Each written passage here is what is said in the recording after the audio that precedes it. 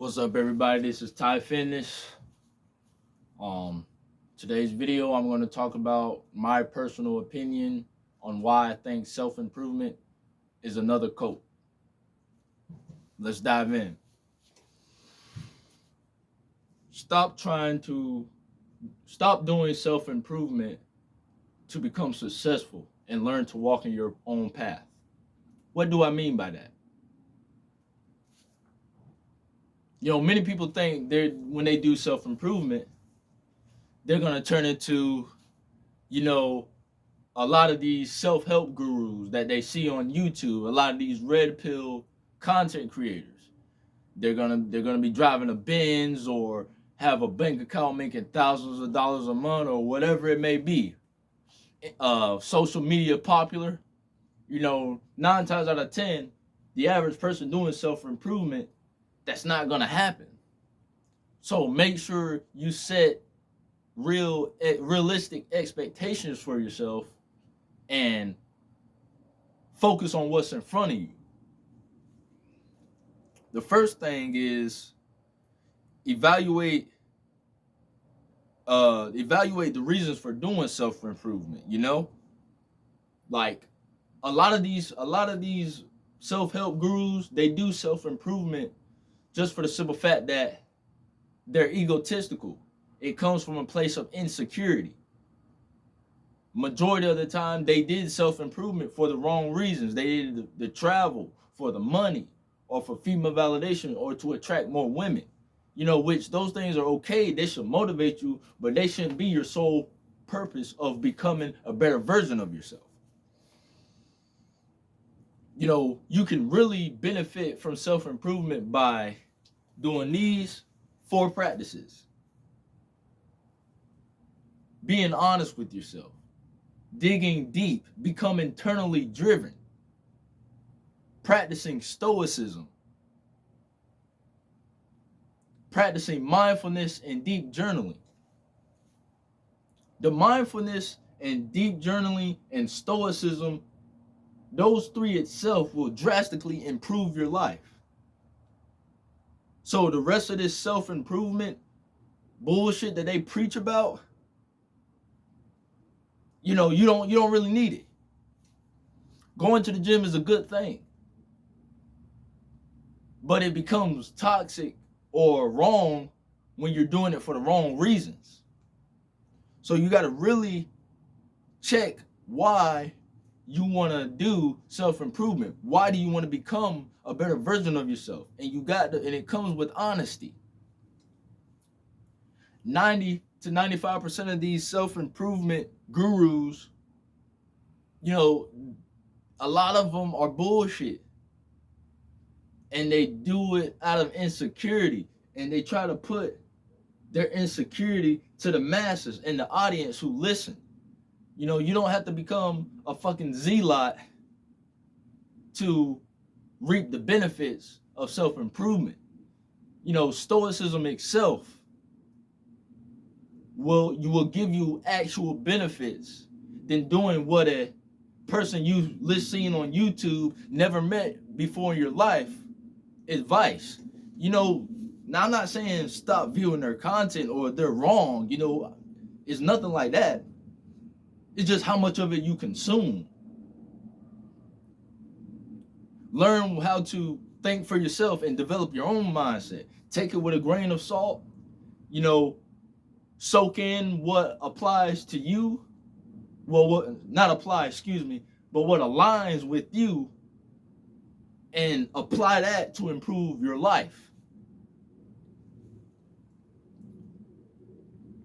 These content creators, honestly, you can say they lived a traumatized life.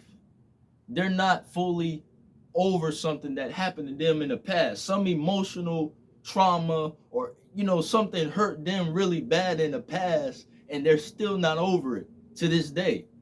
Even though they may be a famous YouTube or self-help guru.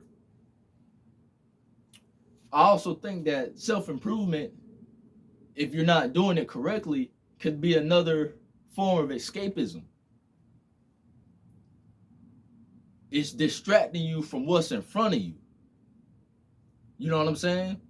What works for him may not work for you. What works for me may not work for you. You know what I'm saying? The advice that you give to somebody else, we're all in, you know, completely different situations. So that's when it comes back to walking in your own power. Figure out, fix the situation you're in, handle your real day-to-day problems. And that itself is self-improvement. Simply by picking up a book and reading one page a day, 2-3 years down the road, you will see improvement. Maybe within a couple weeks or months, you will see improvement. See, we got to stop thinking short term and start thinking long term. And I'm pretty aware that most of you should already know this, but I'm talking to the young ones who are just starting self-improvement or who've been on self-improvement for a while and seeing the beginning, I guess, not making progress. And by the way, no matter if your progress is slow progress or you're making fast progress, any type of progress is progress. So I'm most definitely not knocking. Bear with me. I just want to make sure I hit all my topics. And like I said, too much self-help can become toxic. You don't want to dig a rabbit hole for yourself. Make it fun. What these people say, yeah, it's good advice, and you should stay focused on yourself. That's a good thing, but don't become so focused on yourself to the point where you become self-absorbed and you forget to live your life. Remember, most of us are in our early 20s. We still got a whole lifetime ahead of us, even though tomorrow is never promised. Make self-improvement fun. Don't be so hard on yourself. It's a journey. 9 times out of 10, most of us who are watching this, including me, are in the beginning stages of self-improvement. I just decided to make this video just for the simple fact I feel like I could help someone and maybe you understand my point of view on self-improvement. There's nothing wrong with self-improvement. It can be a good thing as long as you're doing it for the right reasons and you're realistic and honest about it. Don't do it just because everybody else is doing it, or you want to be like your famous YouTuber because he's doing it to boost his ego. He's not doing it from a humble place like you may be doing. He's doing it out of insecurity to boost his ego. Learn to think for yourself. You're doing this for yourself. Why not carve your own path? You your own man.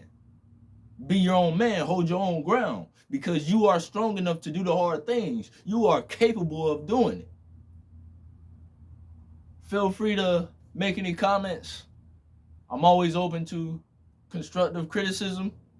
And remember, whatever is taught by force doesn't stay in the soul.